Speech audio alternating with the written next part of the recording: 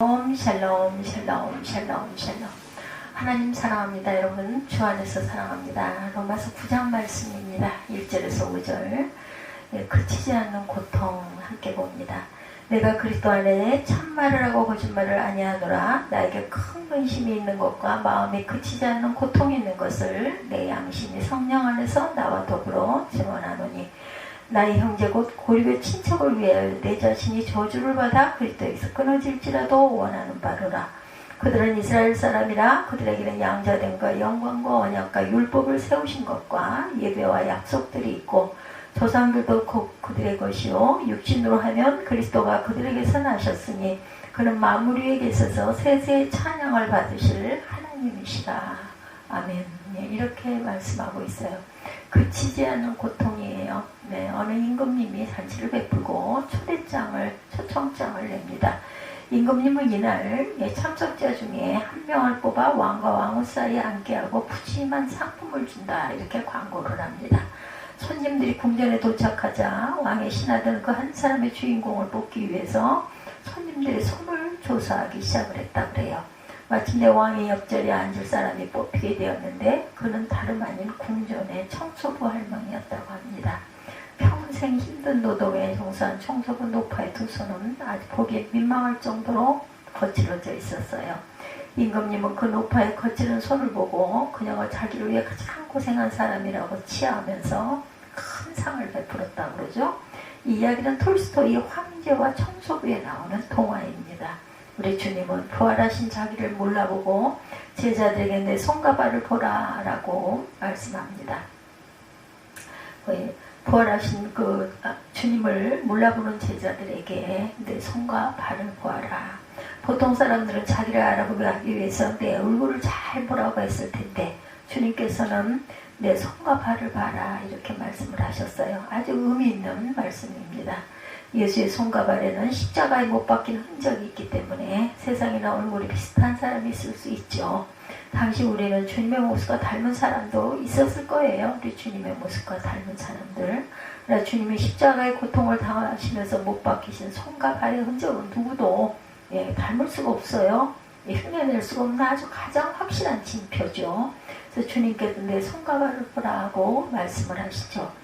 또한 그 흔적은 바로 우리의 죄 때문에 생겨난 것이다. 그러므로 십자가에 못 박히신 그 흔적은 우리를 주님과 연결시켜주는 고리와 같은 것이다 라는 거죠. 이 십자가의 못자국을 바라보는 사람은 예수님 앞에 무릎을 꿇고 주님은 나의 구세주다 이렇게 고백하지 않을 수 없어요. 인류 역사에 그리스도께 헌신한 하나님의 사람들은 모두가 그리스도의 십자가의 흔적을 바라본 사람들입니다. 특히 오늘 본문의 저자인 바울은 어느 누구보다도 예수의 십자가의 흔적을 인하여 극적인 삶을 살게 되었죠. 본래 바울은 정통 유대인으로 가말리엘 문화의 랍비 학교에서 율법을 깊이 연구한 보수적인 유대주의자입니다. 유대교의 정통 신앙인 율법주의에 입각해서 혈통적으로는 아브라함의 자손이고 누구라도 하나님의 택함을 받은 자녀라는 것을 굳게 믿고 있었어요. 그런 이런 특권을 아주 자랑스럽게 생각했고 정통 유대주의 신앙에 도전하는 세력은 하나님의 이름으로 저주를 받아야 마땅하다 이렇게 아주 확신한 사람. 그래서 그는 유대교에 반대하는 자들을 사형에 처하는 데 앞장서서 영향력을 발휘하죠. 그가 예수를 따르는 이들을 붙잡기 위해 다메섹으로 가는 도중에 그만 부활하신 예수를 만나 그의 십자가의 흔적을 발견하고 큰 충격에 빠집니다. 하나님의 선택받은 민족이라고 그렇게 큰 자부심을 가졌었는데 오히려 그 축복으로 인하여 자기 백성의 메시아 하나님의 이름을 십자가에 못 박는 우를 범하게 된 것을 깨닫게 된 것입니다.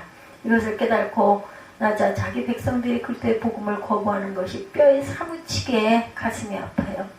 결코 그칠 수 없는 고통이 시작됩니다. 민족에 대한 남다른 사랑 때문에 그는 평생 번뇌 속에서 보내지 않을 수 없었죠. 동족을 향한 바울의 이런 거룩한 고통이 오늘 말씀을 듣는 우리에게 성령의 감동으로 전달되어 귀한 사명을 깨닫는 은혜의 시간이 되시기를 바랍니다. 첫 번째, 인류 가운데 이스라엘은 가장 큰 축복을 받은 민족이다. 지금부터 약 4,000년 전에 하나님은 유리하는 아랍 사람 가운데 아브라함이라는 한 인물을 택하셔서 복의 근원이 되게 하시죠.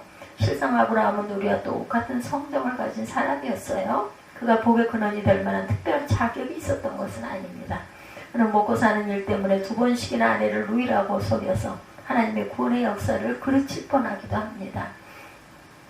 본처를 통해 아들을 주시겠다는 하나님의 거듭난 약속에도 불구하고 그는 믿음이 여러 번 흔들려서 끝내는 아내 여종에게서 이스마엘이라는 아들을 낳고 말죠. 확고한 믿음이라는 측면에서는 수준 미달로 실격당할 수밖에 없는 사람인데 하나님은 그를 일으켜 믿음의 조상이 되도록 하세요. 뿐만 아니라 하나님은 그의 후손인 이삭과 야곱에게도 특별한 축복을 내리셔서 야곱의 12아들은 이스라엘 12지파의 족장들이 됩니다. 그러나 그들은 요셉을 빼고는 모두가 신앙적으로 문제투성이의 삶을 살죠. 그럼에도 불구하고 하나님은 그들을 이스라엘 민족의 조상으로 우뚝 세워주셨어요. 오늘 본문에도 저희는 이스라엘 사람이라 저희에게는 양자변과 영광과 언약들과 율법을 세우신 것과 예배와 약속들이 있고 이렇게 말합니다. 이 말씀처럼 이스라엘에는 말 자체가 하나님의 축복을 의미하죠. 본래 이스라엘은 야곱에게 붙여진 칭호죠. 압복강가에서 하나님의 천사와 씨름을 해서 이긴 야곱에게 하나님께서 하나님과 겨루어 이긴 자라는 뜻으로 이스라엘이라는 이름을 붙여주었어요. 그러나 이 압복강가의 싸움은 야곱이 이겼다는 것보다는 하나님이 져주신 것이다 이렇게 볼 수가 있겠죠. 연약한 인간이 어떻게 하나님을 이기겠어요? 자식을 이기는 부모가 없다고 야곱은 하나님의 크신 사랑으로 인해서 하나님을 이길 수가 있었던 것이죠. 이렇듯 이스라엘 백성들에게 하나님은 한없는 축복을 내려주신 하나님이시다. 더구나 하나님의 아들 예수께서는 그들 족속 가운데 나셨고 육신으로 하면 그리스도가 저희에게 나셨으니 저는 만민에 계셔 세세의 찬양을 받으실 하나님이시라 5절에 이렇게 말하고 있습니다. 하나님의 아들이 이스라엘 민족 가운데 나셨으니 그것처럼 큰 축복이 어디 있겠는가. 그들은 정말 축복받은 사람이죠. 그런데도 그들은 하나님의 축복을 축복으로 알지 못했어요. 하나님의 독생 그 예수가 그 아들 그들 가운데 나셨지만 그들은 예수를 목수의 아들로밖에는 알지를 않습니다. 이스라엘에서 그 여러 해를 계셨던 그 성지 연구하시는 분의 이야기입니다. 하나님의 선택받은 민족이라는 자부심이 아주 대단하더래요. 아직도 예수를 받아들이지는 않고 있다고 그러죠. 그들이 영적인 눈으로 볼 때 아주 불쌍한 민족, 유대 민족들. 자기 민족 속에 나시고 부활 승천하셔서 지금도 역사하고 주관하고 계시는 그리스도에 대한 무지한 것, 정말 안타까운 마음을 달랠 길이 없더라라는 그런 말을 들었습니다. 축복을 축복으로 깨달는 것이 바로 은혜이죠. 우리 한국교회 역사가 얼마 되지 않았어요. 그렇죠? 한 120 몇 년 정도. 젊은 교회에 불과하지만 1200만의 성도 4500의 교회를 가지게 되었습니다. 얼마나 감사한지 몰래 4만 5천 교회, 1200만 명의 성도, 그리고 4만 5천 교회가 5만 교회라고 늘 얘기하죠. 가까운 일본만 하더라도 동경 시내를 거니면서 교회를 찾으려 해도 찾기가 아주 어려운데 그들은 경제적인 부는 자랑하지만 영적으로는 우상에 빠져 있어서 그들과 비교할 때 우리나라는 정말 큰 축복을, 영적인 축복을 받았어요. 영적인 축복은 물질의 복과는 비교할 수 없죠. 하나님께서 우리 민족을 택하신 것이에요. 근데 우리가 이런 축복을 받고도 이스라엘 백성들처럼 축복을 축복으로 알지 못하는 경우가 너무나 많습니다. 우리는 이 축복을 잘 지켜나가야 합니다. 하나님께서 주신 축복에 감사하면서 축복의 문이 닫히기 전에 전 민족을 복음화하는데 더욱 앞장서 나아가십시다. 두 번째, 이스라엘은 신앙적 교만에 빠져 그리스도인을 놓치고 말았어요. 그리스도를 놓치고 맙니다. 이스라엘은 전통적으로 하나님으로부터 특권을 받은 사람들이죠. 택함을 받아서 선민, 하나님은 그들을 당신의 택하신 백성으로 삼으시고 세계 속에 빼어난 민족으로 세워놓습니다.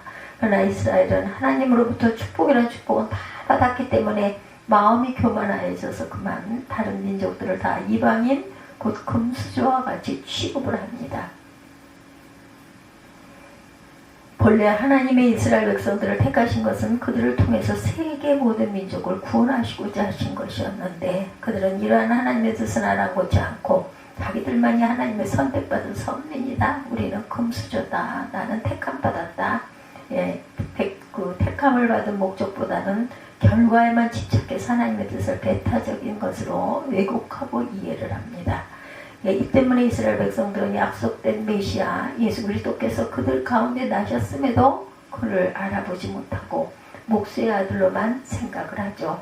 그들은 예수가 율법의 근간을 어지럽힌다는 그를 잡아 십자가에 못 박아 죽이는 돌이킬 수 없는 범죄를 저지르죠. 뿐만 아니라 무덤의 권세를 깨뜨리고 사흘 만에 부활하신 주님을 증거하는 예수의 제자들까지 무자비하게 핍박하는 일을 서슴지 않습니다. 그들은 자기들만이 율법, 곧 하나님의 말씀을 제일 잘 알고 말씀을 제일 잘 지킨다고 생각하고 기독교를 이방세계로 내쫓아 버립니다. 바울은 예루살렘과 유다 그리고 이방세계를 두루다니면서 유대인의 중심으로 복음을 전하죠. 물론 바울은 이방인들에게도 복음을 많이 전했지만 그의 선교 사역은 주로 디아스포라라고 하는 로마세계에 흩어진 유대인 공동체를 중심으로 전개가 되었던 것이 사실이죠. 그렇지만 유대인들이 바울이 전한 구원의 소식을 받아들이지 않자 그리스도의 복음은 이방인을 차지가 되고 맙니다. 이렇게 신앙적인 교만은 곧 그리스도를 잃어버리는 결과를 낳는다는 것. 우리나라 기독교는 선교 초기에는 가난한 서민 대중에게 전파가 되었지만 이제는 우리 사회의 가장 강력한 종교가 되어서 많은 사회 지도층들을 품고 있죠. 예를 들어 현재 우리나라 전체 국회의원의 3분의 1이 기독교인이라고 합니다. 이것은 한국 기독교의 높아진 위상을 잘 나타내주는 예이기도 하죠.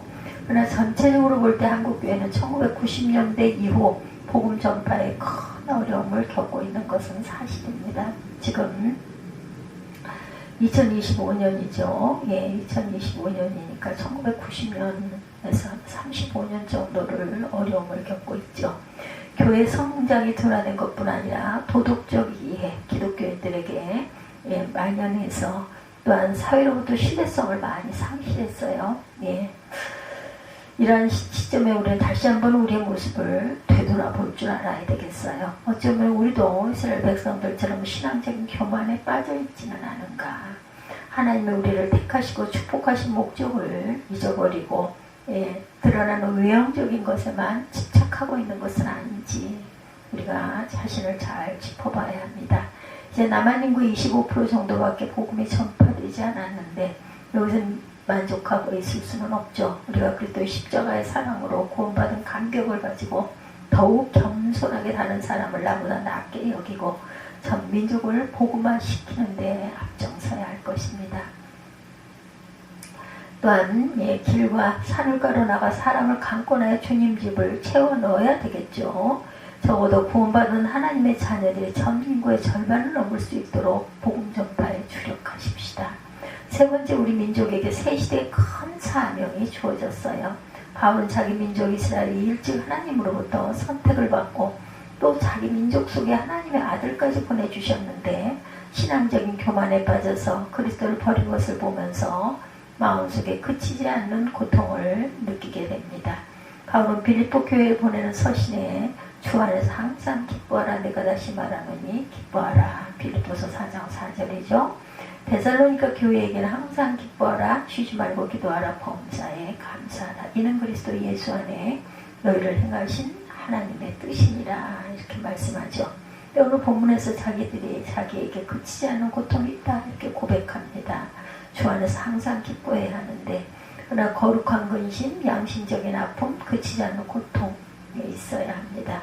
하나님과 교통하면서 오는 영적인 충만함으로 인해 마음속에 항상 기쁨과 감사가 넘쳐나야 하나 아직도 구원의 복음을 받아들이지 않은 영혼을 바라볼 때 그들을 향해 불타는 긍휼의 마음을 품을 줄 알아야 되겠다. 특히 자기의 동족들을 향해 더욱 안타까운 마음을 가져야 합니다. 바울처럼. 바울은 자기 민족 이스라엘이 주님에게서 멀리 떨어져 나가는 것 때문에 괴로워하죠. 자기 백성들이 가난에 시달리거나 로마의 정치적인 예속으로 해방되지 못하기 때문이 아니라 그리스도의 복음을 받아들이지 않기 때문에도 하루에도 마음이 편한 날이 없었다. 이것만 생각하면 가슴이 저리도록 밀려오는 고통으로 인해 그는 아파합니다. 우리들은 어떻습니까? 우리들은 복음을 받지 못하는 주변의 형제들로 인하여 마음의 아픔을 느끼고 있습니까? 우리도 바울처럼 이런 거룩한 고통이 있어야 할 것입니다. 우리나라는 짧은 선교 역사에도 불구하고 비약적인 성장으로 세계 교회에 주목을 받고 있었는데 아직도 남쪽에 3,500만의 형제가 불신의 상태에 빠져 있다고 해요. 더욱이 북의 2,300만의 형제들 모두가 극심한 영육간의 굶주림으로 거의 한계 상황에 도달해 있다고 합니다. 남북 정상회담의 결과 이산가족이 만나고 통일의 새로운 지평이 열리기도 했었죠. 이럴 때 우리가 더욱 마음을 같이해서 북녘 땅에 복음의 문이 열리도록 남과 북이 하나가 되도록 계속해서 민족 복음화와 통일을 위해서 기도해야 할 줄 믿습니다. 우리가 민족의 통일을 위해 기도하면 남북 7천만 민족의 복음 안에 하나가 될 수 있도록 민족 복음화의 문제를 놓고 집중적으로 기도해야 할 것입니다. 북의 형제들에게 복음을 전하기 위해서 먼저 그들의 육신의 굶주림의 문제를 해결할 수 있도록 도와야 되겠다. 한국교회가 가지고 있는 물질을 나눔으로 북의 형제들이 그 하나님의 사랑과 복음의 진리를 눈으로 확인할 수 있도록 또한 해야 할 것입니다. 그리스도의 사랑과 따뜻한 동포애로 물질을 나눌 때 그들의 마음 문이 서서히 열리게 될 것입니다. 그러므로 우리가 어려움 가운데서도 북의 형제들과 사랑의 물질을 나누는 행위, 복음 전파의 방법임을 꼭 깨달아야 되겠죠. 우리는 이 민족 7천만의 복음화와 세계 선교의 사명을 갖고 있습니다. 이 일을 위해 하나님께서 오래전에 이 민족을 선택하시고 한 많은 고난의 역사 속에서 복을 내려주셔서 이렇게 잘 사는 강대국으로 자리 잡게 해주셨어요. 그리고 새천년의 백두에서부터 우리 민족을 축복하셔서 민족 통일의 새 역사를 이끌고 계십니다.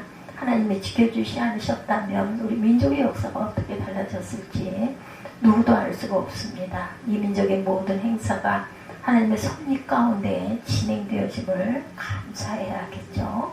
하나님 우리 민족과 함께 하시니 우리는 하나님의 큰 축복을 받은 자녀들이고 하나님 우리를 이렇게 축복하신 것은 우리에게 사명이 있기 때문임을 잊지 말아야 되겠습니다. 어제나 오늘이나 하나님께서 주시는 사명, 죽어가는 영혼들에게 복음을 전하라는 것이죠. 이 일 때문에 우리 어둠 속에 이 마음속에 아픔이 있어야 합니다. 바울은 이스라엘 민족이 받은 바 사명을 감당하지 않고 그리스도까지 배척하자 마음속에 그치지 않는 고통을 느끼게 되죠. 이 고통은 바울의 고통이라기보다는 잃은 자를 찾으시는 아버지의 고통입니다. 이러한 하늘아버지의 마음이 오늘 말씀을 듣는 우리 모두의 마음이 되어서 거룩한 고통으로 이 시대를 향한 하나님의 사명을 감당하는 저와 여러분들이 되시기를 주님의 이름으로 축복합니다. 로마서 9장 1절에서 5절 그치지 않는 고통 이런 제목으로 약속의 자녀, 약속의 말씀을 함께 나눴습니다. 오늘도 주 안에서 승리하시기를 주님의 이름으로 축원합니다.